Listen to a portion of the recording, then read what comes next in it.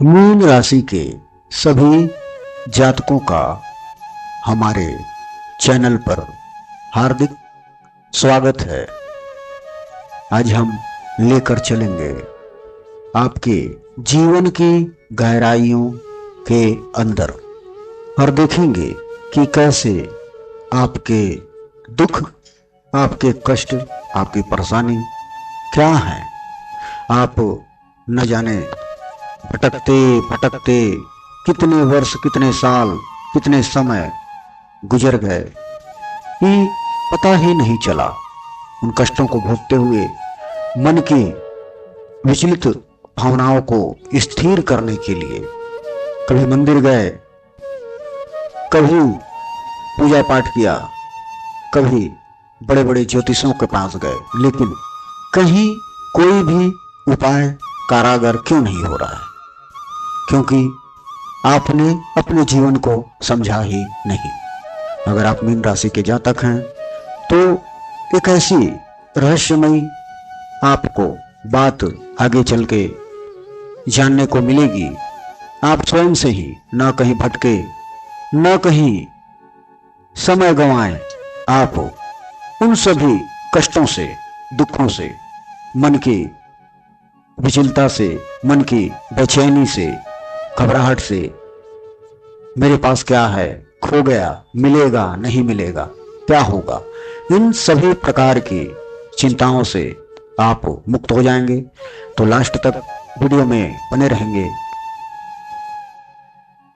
Mean राशि, mean राशि का सबसे पहले तो आप लोगों को समझना पड़ेगा कि ये राशि का जो सिंबल है, सबसे पहले आप देखिए कि आपने उस राशि के अंतर्गत उस नक्षत्र में जन्म लिया है। उस नक्षत्र के सबसे पहले आप मुख्य धारा को समझें कि उस सिंबल का मतलब क्या है। मीन राशि, मीन राशि का मतलब है दो मछलियों का चिन्ह। दो मछलियों का चिन्ह, लेकिन मछलियां विशेष आप रूप से आप ध्यान दीजिएगा सिंबल को कि आपकी मछलियां हैं, लेकिन मछलियां दो दिशाओं की तरफ विपरीत दिशाओं में तैर रही हैं। इसका क्या मतलब होता है?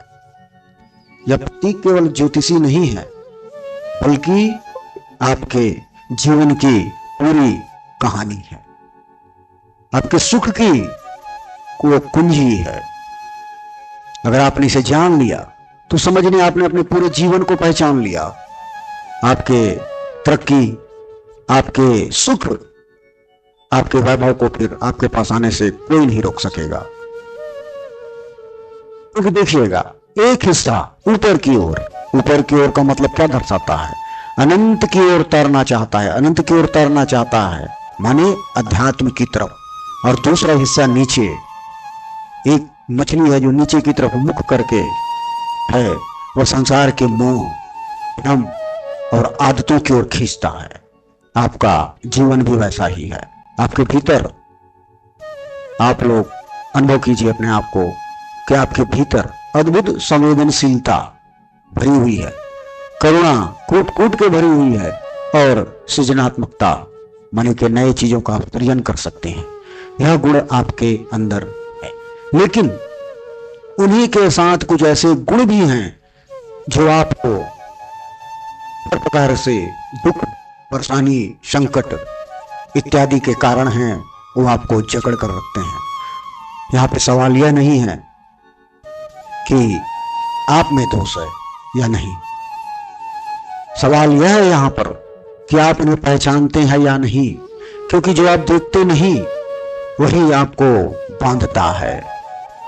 सबसे पहले अच्छे गुणों को जानने से पहले हम अपने अवगुणों को पहचानें, अवगुणों को स्वीकार करना सीखें। पहला अवगुण आप लोगों के मीन राशि के जातकों का सबसे पहला गुण है अत्यधिक भावुकता, ओवर सेंसिटिविटी। आप अत्यधिक भावुक हैं। मीन राशि के लोग दिल से जीते हैं, यह खूबी है उनकी। लेकिन जब आपका दिल बिना नियंत्रण के बहता है तो यह पहाड़ की तरह बन जाता है। कभी सोचा है आपने क्यों क्यों किसी की छोटी सी बात आपको अंदर तक हिला देती है? क्यों क्यों किसी का कहा हुआ एक वाक्य उसका देखने का एक नजरिया, उसकी एक छोटी सी आलोचना आपके पूरे दिन को बदल देता है। आपकी समस्या क्या है? आपकी समस्या है कि आप हर बात को दिल पर ले लेते हैं, दूसरों की भावनाओं का भार अपने कंधों पर ढोते हैं। छोटी चोट भी आपकी गहरे भाव में बदल जाती है। सारा दिन आप उसके पीछे गहरी सोच में बिता देते हैं। और आपके अंदर आध्यात्मिक दृष्टि से अगर इसे देखें तो आज जब आप दूसरों की भावनाओं को अपने भीतर जगह देते हैं तो आप अपनी ऊर्जा का दरवाजा खोल लेते हैं। हर व्यक्ति की ऊर्जा आपके भीतर घुल मिल जाती है और फिर आप तय नहीं कर पाते आप कौन हैं और कौन सी भावना आपकी अपनी है। इसलिए उपाय क्या है इसका? इसका उपाय है कि सच्चाई का सामना करना सीखें। आप सच्चाई का सामना करना सीखें, चाहे वह कितनी भी कड़वी क्यों ना हो। हर सुबह उठते ही पहले अपने आप से पूछें, आज मैं किस सच्चाई से भाग रहा हूं, और उस सच्चाई को देखने का साहस जुटाएं। आपके अवगुण में है एक महत्वपूर्ण अवगुण, निर्णयहीनता में कमी, निर्णयहीनता। दो मछलियां, देखिएगा आपके सिंबल को, दो मछलियां दो दिशाओं की तरफ जा रही है। यही मीन राशि का प्रतीक है। आपके भीतर दो आवाजें चलती है, एक कहती है हां और दूसरा कहता है नहीं, और आप इसी बीच में फंस जाते हैं। इससे क्या समस्या उत्पन्न होती है? आपको मौके हाथ से निकल जाते हैं क्योंकि आप फैसला देर से करते हैं। इससे क्या होती है? दूसरों पर निर्भरता आपकी बढ़ती है और धीरे धीरे आपका आत्मविश्वास घटने लगता है। आध्यात्मिक दृष्टि से अगर इसे देखें हम तो निर्णयहीनता का मतलब है क्या अपने भीतर की आवाज नहीं सुन रहे हैं। जब मन और दिल दोनों अलग अलग बोले तब होता है, लेकिन जब चेतना जागृत होती है तो निर्णय सहज हो जाता है। उपाय क्या करें आप इसके लिए? ध्यान और एकांत में समय बिताएं, अपने जीवन के मूल्यों को स्पष्ट करें। जब मूल्य स्पष्ट होते हैं तो निर्णय आसान हो जाते हैं। और आपके एक और अवगुण है अत्यधिक भरोसा। आप दूसरों की बातों को बहुत जल्दी मान लेते हैं। यह सबसे बड़ा आपका आगे कष्ट का कारण बनता है, क्योंकि आपके दिल में किसी को चोट पहुंचाने का भाव नहीं होता है। आप नहीं चाहते कि मैं दिल से किसी को चोट पहुंचाऊं, लेकिन यह गुण कई बार आपके धोखे और पीड़ा की ओर ले जाता है। समस्या क्या होती है इससे? लोग आपके विश्वास का दुरुपयोग करते हैं, आपके विश्वास का, आपके भरोसे का वो लोग दुरुपयोग करने लगते हैं और आप धोखा खाने के बाद भी माफ कर देते हैं। लेकिन बस यही है कि आपके अंदर वह घाव रह जाता है। आध्यात्मिक दृष्टि से अगर देखें तो आपका विश्वास पवित्र है, लेकिन अंधविश्वास आत्मविनाश का कारण बनता है। विश्वास को विवेक के साथ संतुलित करना आवश्यक है। उपाय क्या करें इसके लिए आप? इसमें उपाय यह है कि लोगों की बातों से पहले उनके कर्म देखें, पहले परखें, फिर आप उस पर भरोसा करें। और आपके अंदर है आत्मबल की कमी। यह आपके अवगुण है कि आपके अंदर आत्मबल की कमी है। आप में सपने देखने की ताकत भरपूर है, आप बहुत सपने देखते हैं, लेकिन उन्हें पूरा करने के लिए जो लौह इच्छा शक्ति चाहिए, दृढ़ संकल्प शक्ति चाहिए, वह कई बार आपकी कमजोर पड़ जाती है। जब चुनौतियां आती हैं तो आप खुद को मानने लगते हैं कि शायद यह मेरे लिए नहीं था। इसमें क्या समस्या होती है? अधूरे प्रोजेक्ट और अधूरे सपने रह जाते हैं आपके। बार बार शुरुआत करना और बीच में छोड़ देना, यह सबसे बड़ी कमजोरी है। अगर इसे आध्यात्मिक दृष्टि से देखें तो इच्छा शक्ति केवल मन से नहीं आती है, यह आत्मा की गहराई से आती है। जब आपका उद्देश्य केवल व्यक्तिगत लाभ नहीं बल्कि किसी बड़ी भलाई के लिए होता है तो इच्छा शक्ति अटूट हो जाती है। इस इच्छा शक्ति के लिए आप क्या करें? इसके लिए उपाय है छोटे छोटे लक्ष्य तय करें और उन्हें पूरा करें। बड़ा लक्ष्य ना लें, बड़ा प्रोजेक्ट ना लें, छोटे छोटे लक्ष्य लें और उसे तय करें और उन्हें पूरा करें। हर जीत छोटे छोटे लक्ष्य की जो जीत होगी वह आपके अंदर के आत्मबल को दुगना कर देगी और आपके छठ अवगुण है आत्मदया में डूबना। जब चीजें आपके मुताबिक नहीं होती है तो आप भीतर से भीतर दुख को पालते हैं कि यह मेरे कहा नहीं हुआ, कि मेरे सोचे जैसा नहीं हुआ, क्यों हमेशा मेरे साथ ऐसा होता है। आप बार बार सोचते हैं कि क्यों मेरे साथ हमेशा ऐसा होता है कि मेरे मन मुताबिक कोई कार्य नहीं होती, कोई चीज नहीं होता। यह सवाल आपको आगे बढ़ने से रोकता है। इससे समस्या क्या होती है, आप खुद को पीड़ित मान लेते हैं। यह मानसिकता ऊर्जा को कमजोर कर देती है आपकी। अगर आप मानसिकता रखते हैं, अपने आप को पीड़ित करते हैं, अपने आप को दोषी मानते हैं, तो आपकी ऊर्जा को कमजोर कर देती है। और जब आप खुद को पीड़ित मानते हैं तो आप अपने भीतर की ईश्वरीय शक्ति को नकार देते हैं। ईश्वर की जो शक्ति है आपके अंदर, उसे आप नकारते हैं।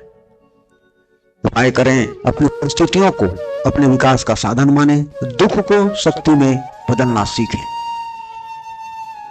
सीमाओं का अभाव, आपके अंदर सीमाओं का अभाव होता है। आप ना कहना नहीं जानते। सबसे बड़े अवगुण आपके अंदर हैं कि आप किसी को ना नहीं कहते। आप दूसरों की मदद में इतने उलझ जाते हैं कि खुद को खो देते हैं। आप इतने उलझ जाते हैं उस दूसरे की मदद करने में कि अपना अस्तित्व, अपना कर्म, अपना रूप, अपनी छवि, अपनी पहचान भूल जाते हैं और खो जाते हैं उसमें। इसे समस्या होती यह है कि लोग आपकी दयालुता को गहराई से नहीं समझते और आपका फायदा उठाते हैं।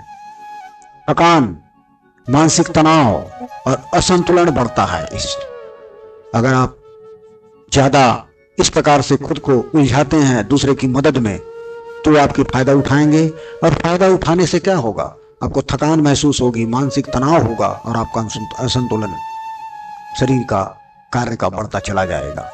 सीमाएं केवल दूसरों को बचने के लिए नहीं होती, बल्कि अपनी ऊर्जा की रक्षा के लिए भी होती है। इसलिए अपने समय और ऊर्जा के चारों ओर एक अदृश्य सीमा खींचें। जरूरी नहीं कि हर मदद के लिए आप हाँ कहें, इसलिए ना कहना बहुत ही जरूरी है। अति आदर्शवाद, आपके अंदर आदर्शवाद कूट कूट के भरा है। आप दुनिया को वैसा देखना चाहता है, आप दुनिया को वैसे देखना चाहते हैं जैसे आप सपनों में देखते हैं, लेकिन जब वास्तविकता वैसी नहीं होती तो आप टूट जाते हैं। समस्या, अपेक्षाएं बहुत ऊंची रखना, निराशा और भ्रम में फंसना। आप बहुत अपेक्षाएं रखते हैं, बहुत ऊंची ऊंची, और जब नहीं हो पाता तो आप निराशा और भ्रम में गिर जाते हैं। आध्यात्मिक दृष्टि से कहा जाता है कि आदर्श जरूरी है, लेकिन वे वास्तविक के साथ तालमेल में हो। आप क्या करें, सपनों को जिएं, लेकिन धरती पर पांव टिकाए रखें। आपके स्वप्न के हिसाब से संसार नहीं चलने वाला। मीन राशि का जीवन जल की तरह है, कभी शांत कभी तूफानी। आपके अवगुण आपके गुणों की छाया के रूप, भावुकता करुणा की छाया है, पलायन कल्पना की छाया है, निर्णयहीनता लचीलापन की छाया है। जब आप इन छायाओं को पहचानते हैं तब आप प्रकाश अपने आप प्रकट होता है। आध्यात्मिक पथ पर चलने का अर्थ है अपने भीतर की छाया और प्रकाश दोनों को स्वीकारना और उस प्रकाश को फैलाना। हमने जाना कि मीन राशि के जीवन के उतार चढ़ाव, कष्ट, भावनात्मक बंधन को। अब इन सब से आपको मुक्त कौन करेगा, कौन देगा सही ज्ञान, और कैसे करें उपाय जिससे हमारे जीवन के सभी कष्ट, सभी दुख और हमारी जितनी जीवन की भावनाएं हैं, सिंबल जो हमें प्रदर्शित करती है, उन भावनाओं को कैसे हम सही दिशा दें। तो उनके लिए कैसे हैं, किन देव से आपका संबंध, आइए चलेंगे और जानेंगे हम हमारे अगले वीडियो पर कि कैसे आप कौन से देव की सेवा कर सकते हैं और कैसे आप पा सकते हैं सही ज्ञान और सही दिशा। मीन राशि की कुंडली की 12वीं और अंतिम राशि है। इसका संबंध है अंत और आरंभ से मिलन का, भौतिकता के अंत और आध्यात्मिकता की शुरुआत से, मोह माया से मुक्ति के अंतिम प्रयास में। इस राशि के भीतर चलने वाला संघर्ष होता है कि मैं दुनिया से अलग होना चाहता हूँ, लेकिन भावनाएं मुझे बांधती हैं। उसके लिए सिर्फ एक ही देव होते हैं और यही है संघर्ष के देव। संघर्ष भैरव तत्व की ओर इशारा करता है आपको कि आप किस तरह से भैरव की पूजा करके अपने जीवन में सुख, शांति, समृद्धि प्राप्त कर सकते हैं। तो अगले वीडियो में जानेंगे कि आपका मीन राशि का भैरव से क्या संबंध है। तब तक के लिए धन्यवाद।